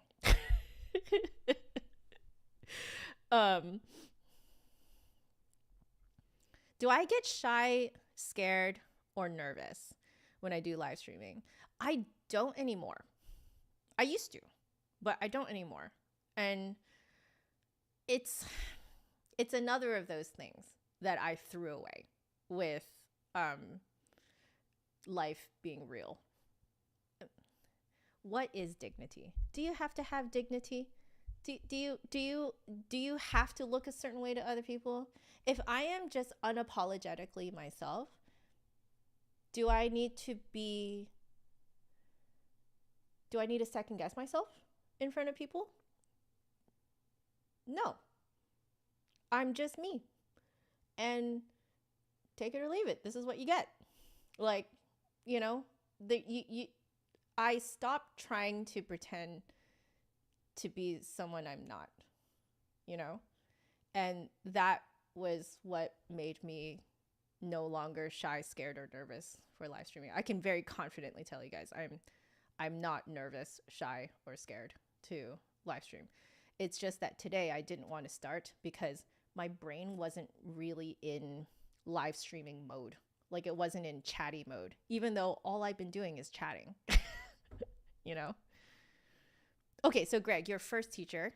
So your first teacher was very insistent and pressuring on very structured practice routines all the while. You were considering quitting flute. Oh no, the only reason you played flute was to satisfy a homeschooling program. All right, let me read the rest of your story here. The new teacher was much nicer and she was a part of what kept you practicing, but for a very unrelated reason, I guess your first teacher leaving did lead you to the reason that stopped you from quitting the flute. That's true because he led you to your new teacher. Wild. Okay, I think this is something that I really want to put out there for teachers because I do know that some teachers watch this content. So I don't know if you're going to make it here to this point in the live stream, but it's very important to know why your student is taking lessons. And the answer to that question can be anything like GOT wins here, satisfying a homeschooling course program. Okay. It can be just that. It could be kids' parents decided needs to learn an instrument and they just randomly chose the flute. Okay. Or it could be like me, this kid saw someone play the flute on TV and fell in love, right? It can be so many reasons. It could be, oh, this kid's friends were in band. And so they decided that they would join band with their friends. So they're really just there for the social aspect of it, right? And I think as teachers, we get so caught up with preparing our students for the real world of, like the real, money-making world of music. No, we don't make a lot of money, okay? But regardless, there's always this big thing of you need to work on this and you need to get your basics down and do all of this because if you don't, you will not be prepared for the real world. All right, you know what? None of that matters. Okay. At the end of the day, if that student stops practicing or stops playing the flute because you kept harping on, like they need to do something a very specific way,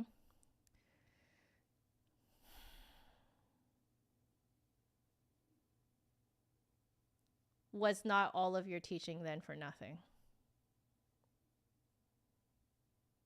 Like let's look at it from that perspective, right?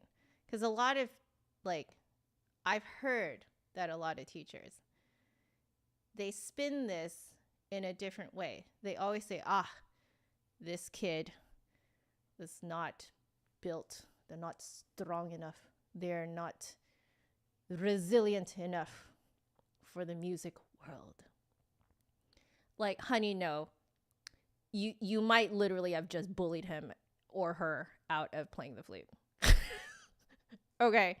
Like, we as teachers need to take that responsibility of, like, knowing that you are holding this person for this, like, half an hour, this 1 hour. And, like, if you end up being the reason that their love for the instrument you teach disappears, then what was the point of you teaching? It's pointless, right? So if you want your teaching to have a point, to make a difference, you really need to compute in why they're taking lessons in the first place.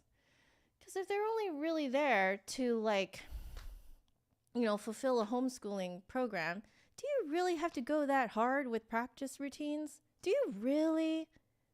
No, you don't have to, right?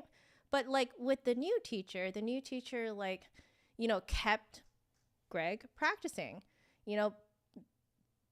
probably because she was nicer, and not quite so insistent, like, was actually inspiring. And then now look, GOT wins, now records for video games and stuff like that. Okay. Like, even though originally you started out with just, you just need this for your homeschooling program, you see what a good teacher can do? Like, that it can really set this person on a path to actually become a musician, Like, not everyone you teach is going to become a musician, and that's totally fine. But you never know which one of your students is going to become an amazing musician and do it for a job, Like, but at the start of it, as a teacher, you need to take into account why the student is taking the lesson and, cater the lesson and your style of teaching. Cater it to that student's needs. And the needs will become very apparent once you ask them why they're even there, right? Never assume why a student's there. Never look at a student's talent and don't be the person to assign that, you're good enough, therefore you're going to become a musician. They're not an extension of you, and you need to remember that. They live their own life. You're just at a crossroads with them. You have the honor of being at this crossroads with your students. You don't run their life. They are not an extension of you. They don't even represent you. You don't get to assign their life to them. You're not God. That's something I have been wanting to tell teachers, right? And I think that GOT wins here is such a great example of, like, a student who was only there to just fulfill a course with the right teacher, ended up putting them into this path, So,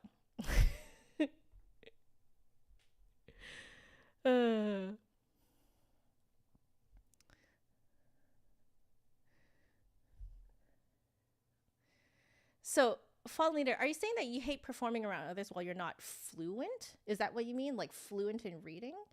I feel like that's what you're actually trying to say, because affluent, I think, is a completely different completely different meaning here. But if you're saying fluent in reading, um, I think me sight reading on stream helped me get over the performance anxiety of sight reading in front of other people, for sure. Yeah. So Dana, you used to struggle making your fingers move quicker for runs. What else could you do in addition to slowing things down?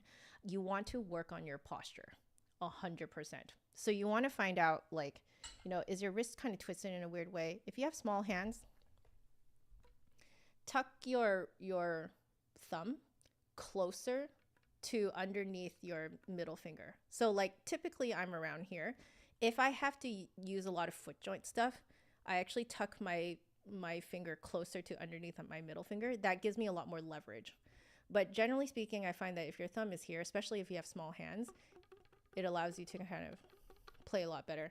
But the other thing is just making sure that you're not doing any sort of like weird movements like this. That will always slow you down. So you got to have your flute perfectly balanced. That is one of the reasons why I got a C foot joint, because I could never actually have it completely perfectly balanced with a B foot joint. If I did do it with a B foot joint, I probably would have to get a really heavy crown on my head joint to rebalance the flute so that, it's not constantly toppling over on the B foot joint side. So it depends on from person to person. Different people playing the same flute will actually feel the balance of the flute differently.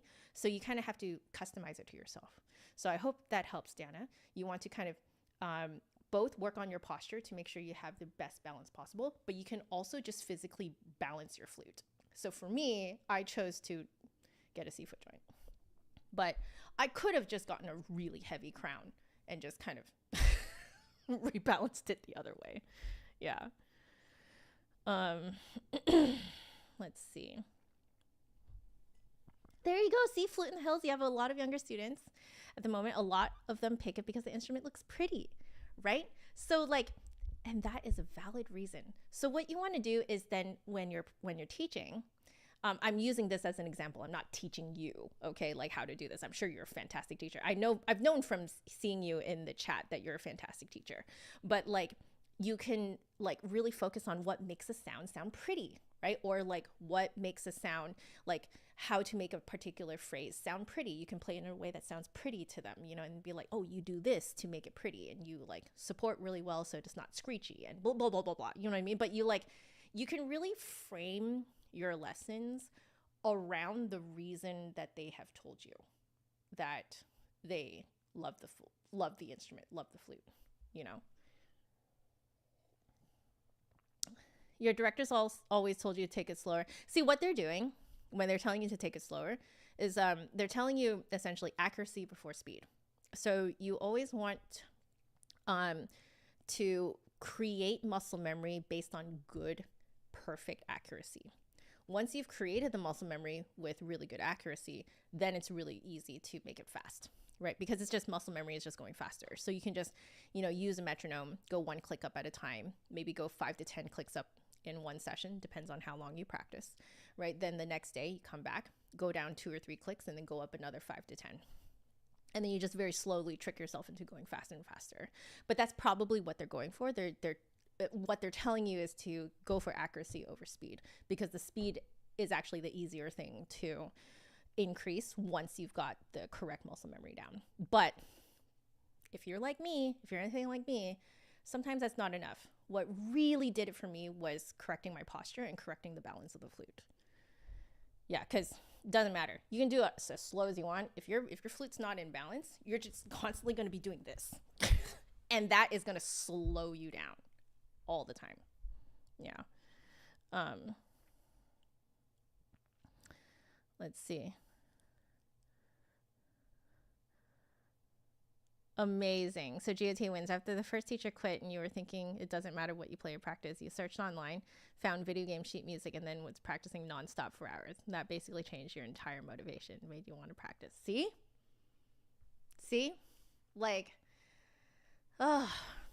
That first teacher really did a number on you, man. He did a number on you. That was not the way to go about it. Yeah.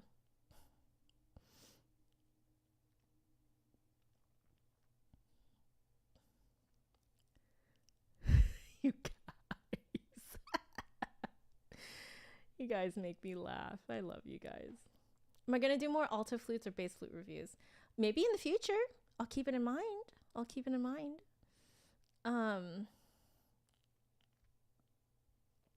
You get nervous even with teachers. That is completely normal. That is completely normal, fallen leader. Just want to tell you, all of us get nervous in front of teachers. There's not a single person. Okay, no. There's one type of person that does not get nervous in front of teachers. And they are very tiny little kids who don't know better, who have not been shown what it's like to be nervous, who have not been, you know what I mean? They're so pure that they have no idea to even be nervous. Like, I had a 5-year-old student back when I was teaching in person, and this kid was just such a brilliant little thing. Good God, she's probably going to college soon. I just realized she's probably going to college soon. Oh no, if not already in college. Anyway, but yeah, I was teaching this 5-year-old little kid, and like she did not know how to be nervous. She just like, I'd get her to try something, she just tries it. Caution has been thrown into the wind. She does not care. She's just here to have fun, you know? Little kids, they don't know, you know? And it was like, yeah. But everyone else gets nervous in front of their teacher. 100%. You're not alone, fallen leader. You're not alone. Absolutely not. Have I tried any of the new line Trevor James Voce alto flutes? I have not. Maybe that might be something I ask for. Since Michael also wants to hear alto flutes. Okay. I'm down. Oh, Fawn Leader, you got into flute and violin because of Genshin, Frieren, and Violet Evergarden. Oh, absolute works of art. Yes, I am not surprised. They are delightful. If you guys have not heard Frieren music, good lord. You guys can find I think you guys can find the original soundtrack on Spotify.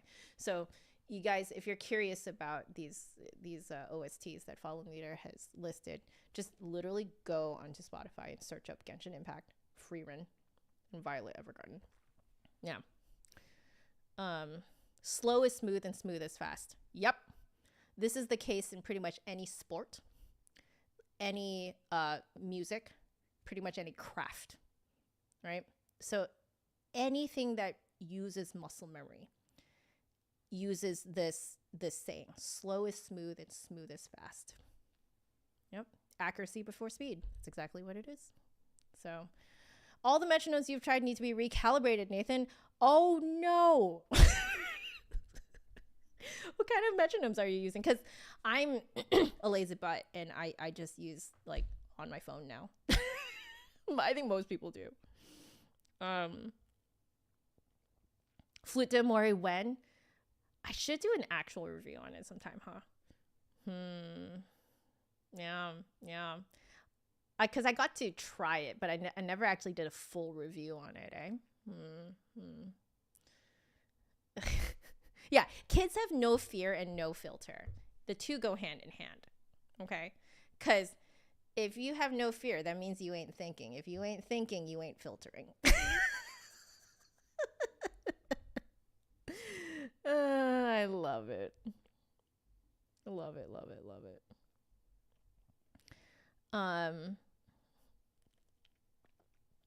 Eduardo, you need the purity of a small child. To be bright-eyed and just so trusting. Ignorance truly is bliss, you know? Hunter on Hunter. Oh, right. Fallen Leader is correct. These OSTs are absolutely on YouTube as well. Yeah. Slow and clean will sound faster than fast and messy. I have absolutely exemplified this in the e-bear. Yeah, because I felt like I was going slower while I was going cleaner, and all of you guys were like, oh my God, that's so much faster. And I'm like, what are you talking about? Oh, I love it. Yeah. I'm not sure where you can try a glow-based flute in Canada. Speed is a side effect of accuracy. I like that, Sean. I like that. Mm-hmm. So your best analogy for the Trevor J. Voce altos, Flute in the Hills, is saying is, it feels like a bass flute in an alto-sized package. Oh, whoa. Ooh, I like that. I like it. Nathan, you just blame being off-timed on the metronomes. Perfect. You know, shift that blame.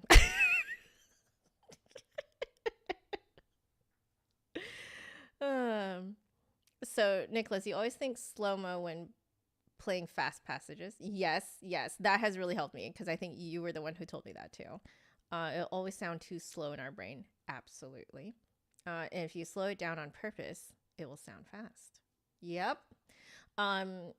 So I was explaining this concept to one of my students that especially when you're performing, your perception of how you play does not actually match the perception of how other people see your playing or hear your playing.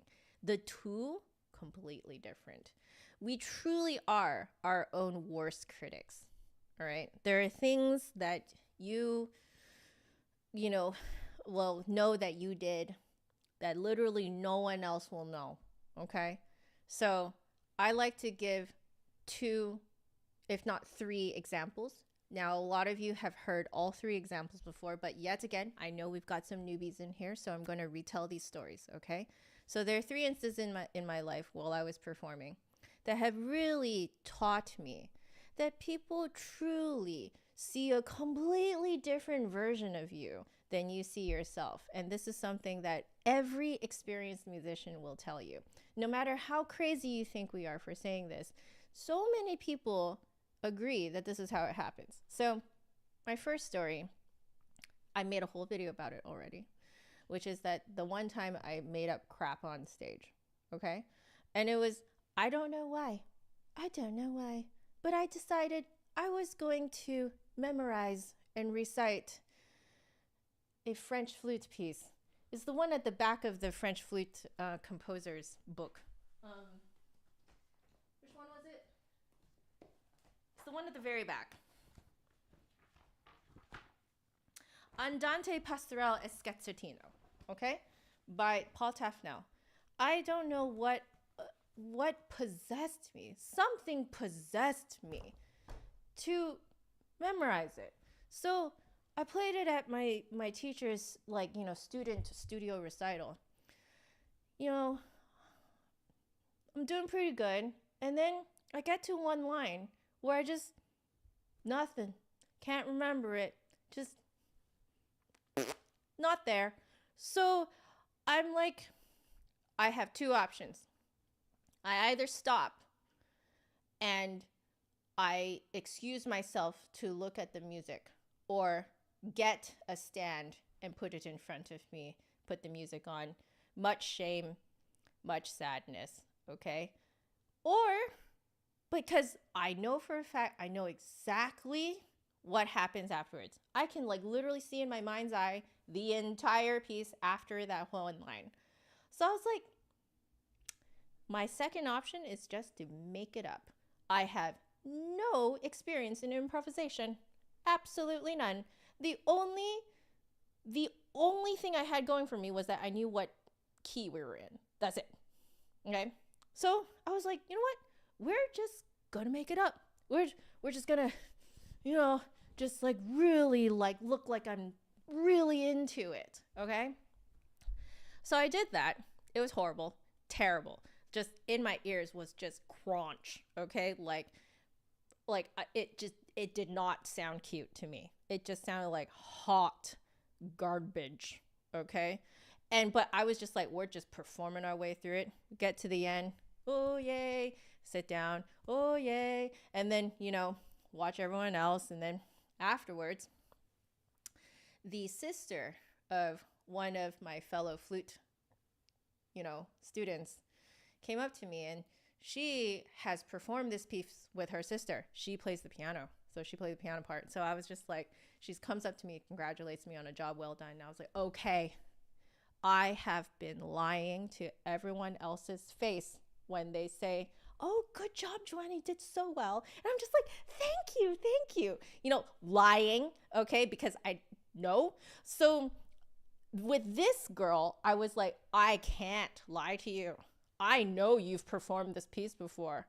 So I was like, I'm just going to straight up tell you, just a confession. Not that I'm particularly ashamed of it because it's already happened. What am I going to do? Right? Ain't nothing I can do about it now. I said, I made up an entire line. Couldn't remember it. And then she was like, oh, that's why that one phrase sounded a little different than what I remembered. But you just played it with so much gusto that I just believed that I remembered it wrong. So that was my first big experience that told me, the perception is different. The way I see myself is very different from how other people see me. So the second time was, I got off a cruise ship for the first time in my life. I've also told this story. And I didn't realize that I get sea legs. First time in my life, that's how I learned about it. And so I am reading the theme and variations on, was it Carnival of Venice? And the music is going like this in front of me, okay? And I'm just like, I am actually going to puke. I'm actually going to puke in my flute. This is not cutting it. So I was like, okay, I can't really read the music anyway, right? Because this is going like this. So even if I'm reading ahead, I don't know if I'm reading the line above or the line below. And so I was like, you know what? I know how long each bar is. So we're just going to close my eyes for a bar, make it up, and just keep going. I just needed one bar to not be looking at swimming music.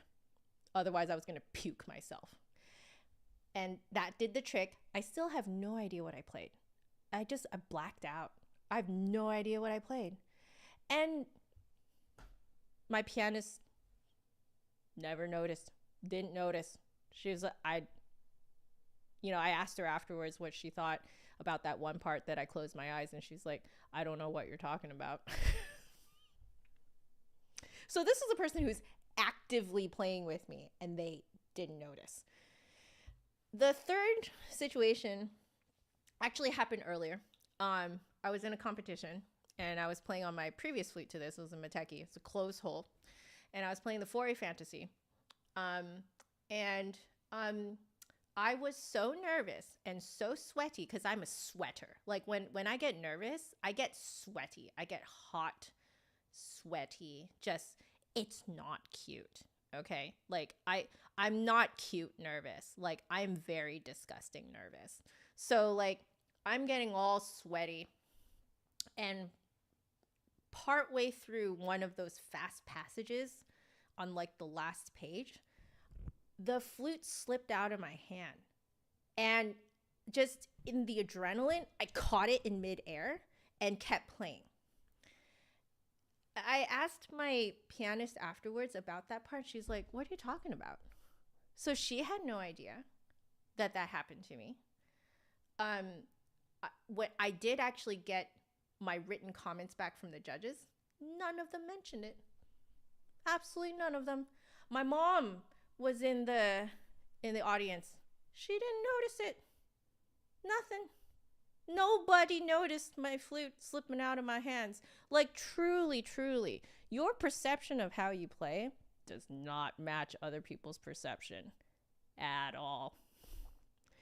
The piano's blacked out too. You're never more than half a step away from a note in the key. You're absolutely right, Sean. Look at all of you guys making up excuses for me. Thank you very much. Hello again, Kwan. Yes, it was Miri. Miri was the one who was playing. Pianist Miri was the one who was playing with me when I did the Carnival of Venice. And the part where I closed my eyes. That was Miri. Yep. She was like, I don't know what you're talking about. Oh, man. So, there you go. Sean also mentioned that this is something else that you learn from recording yourself, that your perception of how you play may not actually match reality. It's true. It is true. Yes, perception of time is so warped when we're performing. Yes, we're like the road runner in, the road runner and like,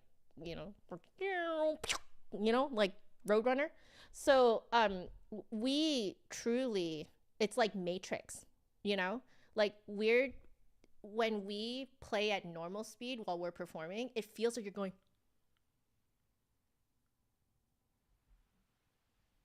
like slow-mo. It really does feel like that. 100%.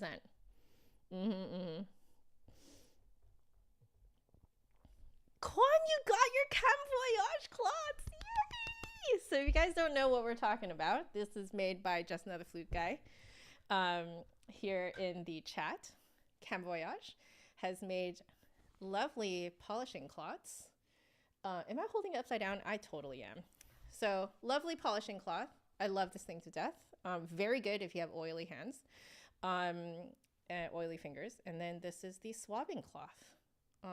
One pass through every single time. So, is the charm still live? Let me know if the charm is still live. But yeah, it's, oh yeah, the link for the Cam Voyage. Let me actually just put it in the bottom bar below. Cam Voyage online. Yeah, let me put it in here. So cam.voyage cloths, flute cloths. Not sponsored, by the way. Just legitimately, you guys should just get this because it's really good. So I'll put here, not sponsored, lol. They're just good. All right. Although to be fair, he did gift these to me, so you could say it's somewhat sponsored, but like it's not. The stream is not sponsored or anything. But I saved it, so if you guys refresh the page and go down to the description box, it's there if you guys want to go pick up your own. Yeah, highly recommend, guys. Highly recommend. Like I have just not gone back to other cloths after this. So yeah. They're also good for cleaning rosin. Rosin, is that how you say it? Is it rosin, right? Off the violin. Well, there you go. We've got two. Oh, okay. Well, let's see who gets it. If you use code JAF with Cam Voyage, when you get your, I think it's when you get the bundle, right? You will get this charm. The charm is not this. The charm is this little guy. So it's like, it's just a little like zipper charm type thing. And weirdly, what I have found is that it makes it really easy to grip the zipper. Like I didn't realize how much I was just going to like the practicality of it, but it's a cute little charm. If you see other people sporting that charm, okay, you'll know that they watch this live stream. Okay. I love it. So 2 codes left. 2 charms left, that is. So 2 charms and then they're gone. All right. Maybe in the future, maybe we might maybe Nicholas might do another type of thing, but it's a limited, at least this charm in particular, I think is completely limited. So yeah, it's only 2 more. Yeah, make the code live again real quick. Okay, thank you. Appreciate it. Just for the 2. First come, first serve. Okay, only 2 more charms. But there you go. Okay, I'm taking a look at the time, and I wanted to once more extend just like, do you guys have any last questions? I can take one more question. And then I really need to go. But this has been lovely, and thank you for hearing me out. Thank you for hearing each other out and asking your really, really good questions, tough questions, and thank you for hearing my story and hearing each other's stories. What's a charm? So it's this little thing. It's a little like physical little dangly thing. It's a dangly cutesy thing that you put on like your keychain, you can put this on your keychain if you wanted. So very easy to do so. I just put it on my zipper because it's, honestly makes the zipper easier to use. So educational and fun as always. I'm so glad. Thank you, Nathan. Don't mix your rosin cloth with your flute one. Very good piece of advice there. Very good piece of advice. Code is now live until Monday. Okay, so first come, first serve. Let's see who gets then the last 2, because I know that there's a couple of you who are interested in it in this chat right at this moment. So who knows? You guys might be the last 2 getting this specific charm.